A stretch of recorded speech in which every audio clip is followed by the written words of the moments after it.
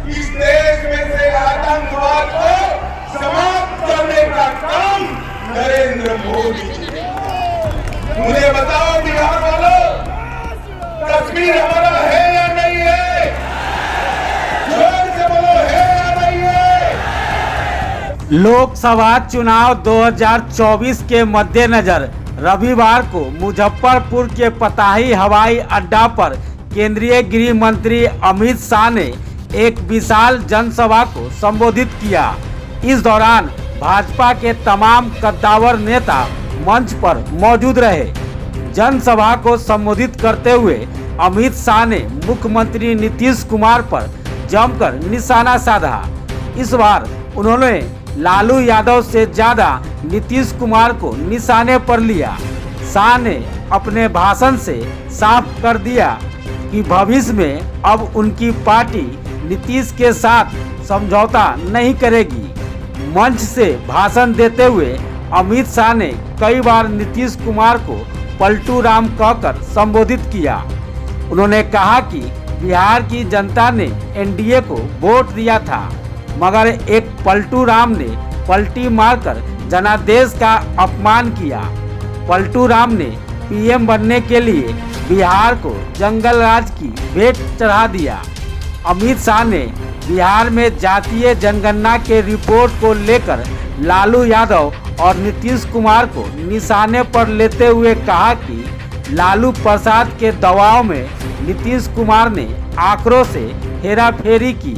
उन्होंने जातीय सर्वे को ओबीसी और ईबीसी के साथ छलावा बताया और कहा कि इन दोनों समाज को पीछे रखने के लिए मुस्लिम और यादव की आबादी बढ़ा दी गई ताकि लालू यादव को अपने बेटे तेजस्वी को मुख्यमंत्री बनाने में सहूलियत मिले। इस काम में पलटी मार नीतीश कुमार भी उनका सहयोग कर रहे हैं। अमित शाह ने लालू यादव को चैलेंज करते हुए कहा कि जिसकी जितनी आबादी उसकी उतनी हिस्सेदारी के दावे में सच्चाई है, तो लालू यादव यह घोषणा करे कि इंडिया अलायंस का मुख्यमंत्री उम्मीदवार पिछड़ा समाज से होगा। हो गया है मुजफ्फरपुर वालों की आवाज को। मोदी जी को फिर से प्रधानमंत्री बनाना है या नहीं बनाना है? 25 में भाजपा सरकार लानी है या नहीं लानी है? तो मेरे साथ दोनों हाथ उठाइए, विजय के संकल्प की मुट्ठी भींचिए और प्रचंड आवाज से बोलिए, भारत माता की, भारत माता की। मंच पर उपस्थित हमारे प्रदेश अध्यक्ष श्रीमान सम्राट चौधरी जी, विपक्ष के नेता श्रीमान विजय जी, श्रीमान साहनी जी, मंच पर उपस्थित भारत सरकार के मंत्रीगण, सांसदगण, विधायकगण और बैठे हुए भारतीय जनता पार्टी के पदाधिकारीगण, और आज ये रैली नहीं रेला दिख रहा है, उसमें आए हुए सभी प्यारे भाइयों बहनों माताओं और मेरे जिगर के टुकड़े जैसे युवा मित्रों, आप सभी को नमस्कार। सबसे पहले तो मैं एडवांस में ही समग्र बिहार की जनता को छठ महापर्व का बहुत बहुत शुभकामना देना चाहता हूं। अभी ही छठ का उत्साह दिखने को मिल रहा है। मैं छठ मैया से प्रार्थना करता हूं कि आने वाले समय में ये बिहार जंगल राज से मुक्त हो, पलटू राम से मुक्त हो। मित्रों, मैं यहां स्थित बाबा गरीबनाथ और खगेश्वरनाथ मंदिर में विराजमान भगवान शिव को चरण में वंदना कर कर मेरी बात की शुरुआत करता हूं। मित्रों, ये भूमि खुदीराम बोस, जुब्बा साहनी, पंडित सहदेव झा जैसे क्रांतिकारियों की भूमि है। ये तीनों क्रांतिकारियों को मैं प्रणाम कर कर मेरी बात की शुरुआत करता हूं। मित्रों, आज मैं जब उत्तर बिहार में आया हूं तब लगभग पूरे बिहार के सभी अंचल का मेरा दौरा आज समाप्त हो रहा है।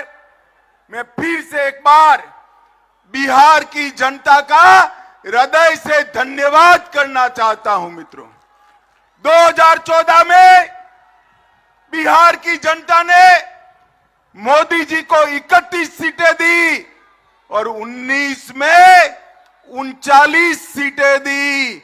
इस बार 24 में एक का कमी रह गया है। 24 में 40 की 40 सीटें मोदी जी की झोली में डाल दीजिए।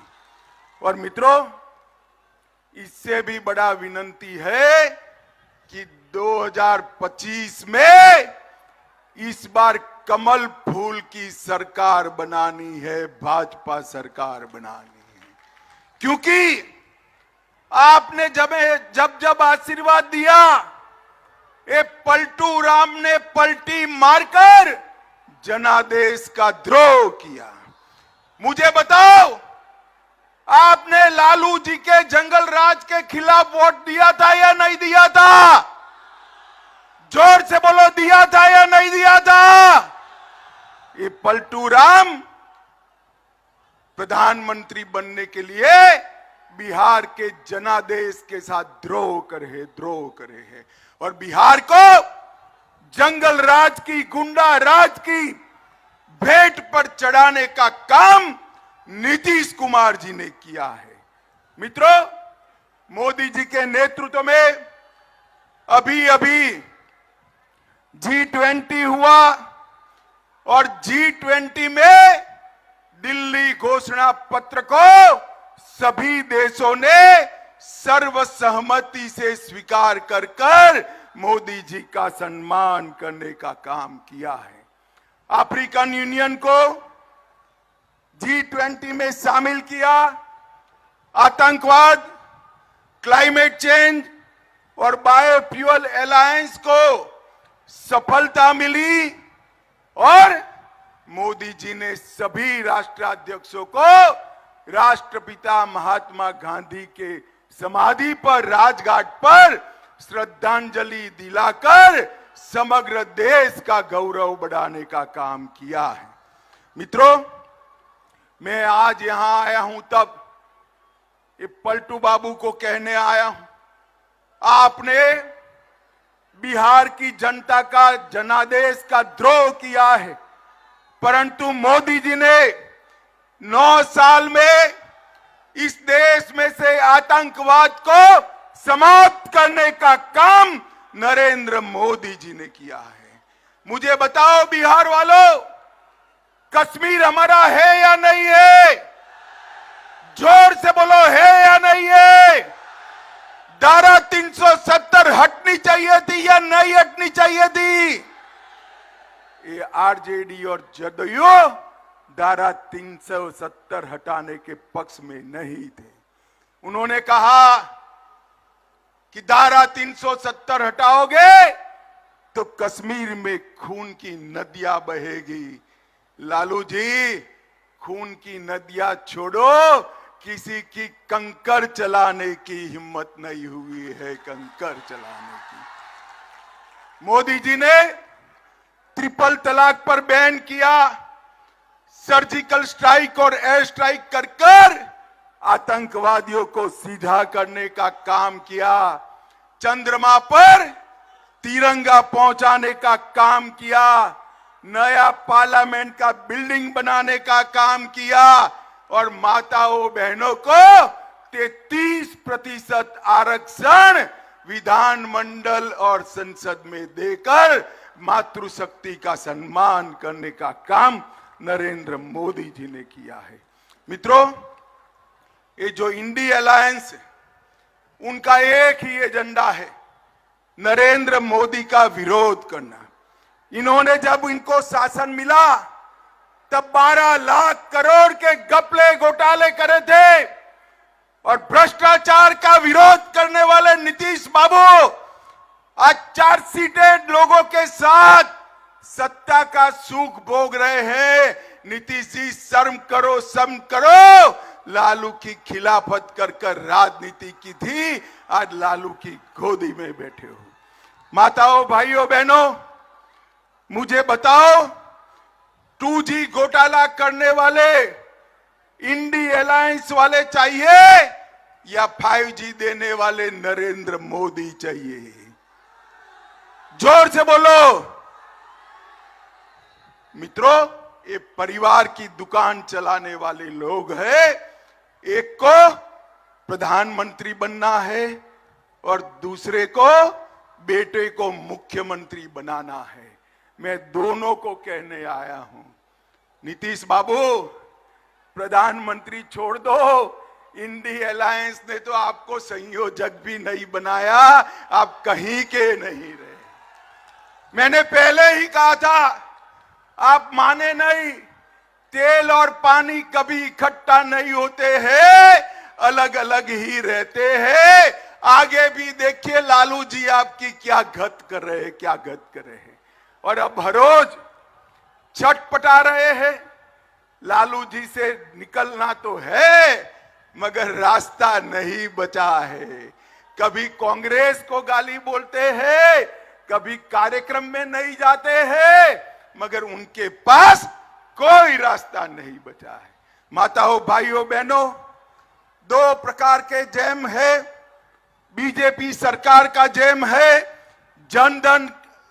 जनधन अकाउंट, आधार और मोबाइल, और बिहार सरकार का जैम है जातिवाद और परिवारवाद, अपराध और माइनॉरिटी का तुष्टीकरण। आपने मोदी जी के जैम के पास जाना है, आगे नहीं जाना है। मित्रों, अभी अभी ये गठबंधन वालों ने बिहार की जनता को गुमराह करने के लिए पिछड़ा समाज के ख्वेरखा होने की बात करी। आज मैं बिहार के पिछड़ा समाज को कहने आया हूं, इनके झांसे में मत आइए। ये जो सर्वेक्षण करा है नीतीश जी ने, सर्वेक्षण करने का फैसला हुआ तब भारतीय जनता पार्टी नीतीश सरकार में हिस्सेदार थी और भारतीय जनता पार्टी का ये फैसला था। और मित्रों, सर्वे में क्या किया? यादव और मुस्लिम आबादी बढ़ाकर ईबीसी की आबादी को कम किया। अति पिछड़ा को अन्याय करने का काम ये लालू नीतीश की जोड़ी ने किया है। मित्रों, इन्होंने हमेशा पिछड़ा समाज का कांग्रेस ने बहिष्कार भी किया, विरोध भी किया, और मोदी जी ने हमेशा पिछड़ा समाज का सम्मान करने का काम किया है। माताओं, भाइयों, बहनों, मोदी जी के मंत्रिमंडल में 27 मंत्री, जोर से बोलो कितने मंत्री? 27 मंत्री ओबीसी समाज से हैं।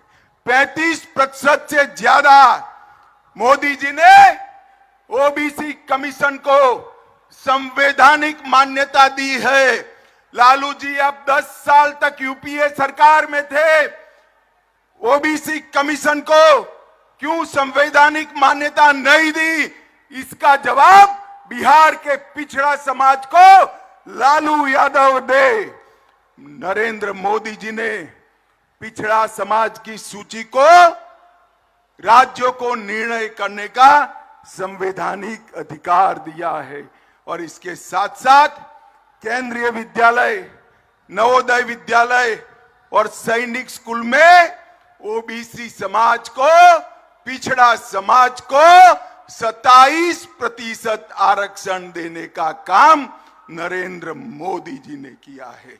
आईआईटी में सारे पिछड़ा और ईबीसी वालों का फीस माफ किया, नीट की परीक्षा में, मेडिकल के दाखलों में ओबीसी समाज और अति पिछड़ों को आरक्षण की व्यवस्था की, पेट्रोल पंप और गैस एजेंसियों में पिछड़ा समाज और अति पिछड़ा समाज को 27% आरक्षण दिया, प्री मैट्रिक और पोस्ट मैट्रिक छात्रों की वित्तीय सहायता की और डीबीटी के माध्यम से सीधा बैंक का खाते में फीस भेजने का काम नरेंद्र मोदी जी ने किया है। मैं आज बिहार के ईबीसी और ओबीसी, पिछड़ा और अति पिछड़ा दोनों समाज को कहने आया हूं, ये सर्वे जो है ये छलावा है। हमने इसका समर्थन किया था, मगर हमें नहीं मालूम था लालू जी के दबाव में यादव और मुस्लिमों की संख्या बढ़ाकर अति पिछड़ा को अन्याय करने का काम ये नीतीश कुमार और लालू करेंगे। माताओं, भाइयों, बहनों, मोदी जी ने आज देश के 60 करोड़ गरीबों को आगे आने का रास्ता प्रशस्त किया है। और ये कहते हैं इंडी अलायंस वाले, जितनी जिसकी आबादी इतनी उसकी हिस्सेदारी। तो ठीक है लालू जी, सबसे ज्यादा आपके सर्वेक्षण में इकोनॉमिकल बैकवर्ड आया है, क्या आप घोषणा करोगे कि इंडी अलायंस का मुख्यमंत्री अति पिछड़ा समाज से होगा? इसकी क्या आप घोषणा करोगे? लालू जी मेरी बात का जवाब दे। मित्रों, इन्होंने हमेशा तुष्टीकरण करने का काम किया है। मुजफ्फरपुर, सासाराम, बिहार शरीफ, पूर्णिया, कटिहार, भागलपुर, इसके सहित समग्र बिहार में मुस्लिम तुष्टीकरण का काम किया है। इसको रोका न गया तो सीमांत क्षेत्र के अंदर बहुत बड़ी दिक्कत आने वाली है। मित्रों, पूरा बिहार गैंग वॉर का अड्डा बना है। भाजपा के नेता राजेश हांसदा की गोली मारकर हत्या की और हर रोज अब अपहरण होने लगे हैं। फिर से लालू राज आ गया है। रोजगारी का 10 लाख नौकरी देने वालों लोगों ने रोजगारी की रैली पर लाठी चार्ज कर युवाओं को अपना असली चेहरा बताने का काम ये लालू और नीतीश ने किया है। माताओं, भाइयों, बहनों, ये मुजफ्फरपुर में 200 करोड़ से 100 बेड का कैंसर अस्पताल हमने बनाया। लीची को जीआई टैग मिला और डाक टिकट पर शाही लीची को स्थान देकर मुजफ्फरपुर के किसानों को पूरे देश के अंदर बाजार देने का काम मोदी जी ने किया है। हमारी सरकार ने दरभंगा एयरपोर्ट पर अब 16 लाख यात्री ऐसी जगह दी थी। भाई और बहनों, केंद्र सरकार ने बिहार के विकास के लिए कोई कसर नहीं छोड़ी है। जब सोनिया मनमोहन की सरकार थी, लालू जी वहां मंत्री थे, तब 10 साल में बिहार को 1,50,000 करोड़ रुपया दिया था। मोदी जी ने 9 साल में 6 लाख करोड़ रुपया देकर बिहार का विकास किया है। ये 6 लाख करोड़ रुपया ग्रांट इन एड एंड और डिवोल्यूशन का है। इसके अलावे भी 4.5 लाख करोड़ रुपया बिहार में कई सारे पुल, 2 नए Vande Bharat train, 3 वंदो metro train चलाने वाले हैं। 2584 करोड़ से 49 नए रेलवे स्टेशन, पटना का हवाई अड्डा और गया के हवाई अड्डे का आधुनिकीकरण करने का काम नरेंद्र मोदी जी ने किया है। और इसके साथ साथ मुजफ्फरपुर वालों, ध्यान से सुनना, 86 लाख किसानों को हर माह 6,000, हर साल 6,000 रुपया नरेंद्र मोदी सरकार भेज रही है। 80 लाख गरीबों को 80 लाख से ज्यादा आयुष्मान भारत के लाभार्थी है। 1.3 करोड़ शौचालय बनाए हैं। 1.8 करोड़ 1 करोड़ 80 लाख गरीबों को प्रति माह 5 किलो अनाज प्रति व्यक्ति मोदी जी भेज रहे हैं। और मोदी जी ने कल ही ऐलान किया है अगले 5 साल तक ये गरीबों को और अनाज देने का काम भारतीय जनता पार्टी करने वाली है।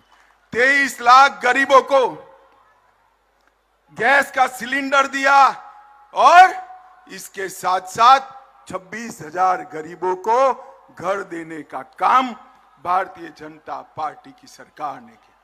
मुझे बताओ भाई, अंतिम बात मैं कहना चाहता हूं, मुजफ्फरपुर वालों जरा जोर से बताना, अयोध्या में राम मंदिर बनना चाहिए था या नहीं बनना चाहिए था? जोर से बोलो, बनना चाहिए था या नहीं बनना चाहिए था? ये इंडिया अलायंस वाले लालू, नीतीश, कांग्रेस राम जन्मभूमि के मंदिर को लटकाते रहे, अटकाते रहे, भटकाते रहे। मोदी जी ने इसका भूमि पूजन किया और 22 जनवरी 2024 को भव्य मंदिर में रामलल्ला की प्राण प्रतिष्ठा होने वाली है। मैं तो बिहार वालों को निवेदन करने आया हूं, 22 जनवरी को 12 बजे प्राण प्रतिष्ठा है। देश भर के मंदिरों में आरती होने वाला है। आप भी शामिल होइए और राम लल्ला की प्रतिष्ठा का स्वागत करिए, यही मेरा विनंती है। मुझे बताइए, आने वाले चुनाव में 2024 में